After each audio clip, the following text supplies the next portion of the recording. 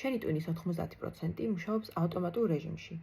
ამიტომ სანამ ის მართვას არ ისწავლი, შენი ჩვევები გააკონტროლებენ შენ ცხოვრებას და არა შენ.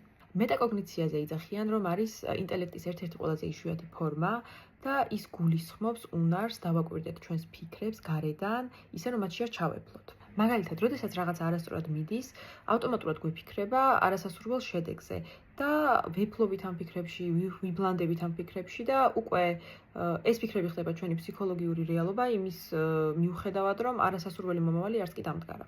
მაგრამ მეტაკოგნიციამ მასწავლა ერთი ძალიან მნიშვნელოვანი გაკვეთილი და ეს არის ის, რომ ობიექტურად ესე კარგი და ცუდი ფიქრები არ არსებობს.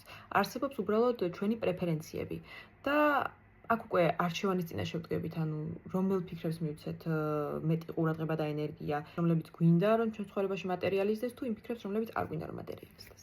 იმიტომ რომ აზრები არის ჩვეულებრივი ჩვევები, ისევე როგორც ნებისმიერი სხვა ფიზიკური ჩვევა. ამიტომ რაც უფრო მეტ ენერგიას და დროს დავუთმობთ იმ აზრებს, რომლებიც გვინდა ჩვენ ცხოვრებაში რომ ფიგურირებდეს, ისინი გამტკიცდებიან და საბოლოო ჯამში დროთა განმავლობაში ისინი გახდებიან ჩვენი ნორმა.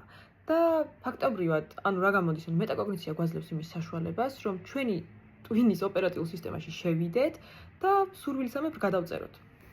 იმისი გაკონტროლება თუ რომელი აზრი მოგვივა თავში, ფაქტობრივად შეუძლებელია, მაგრამ ნამდვილად გვაქვს იმისი არჩევანის საშუალება, რომ ჩვენი დრო და ენერგია დავუთმოთ სასურველ აზრებს და რომლებსაც დავუთმოთ, ისინი გაძლიერდებიან და გახდებიან ჩვენი ახალი ნორმა.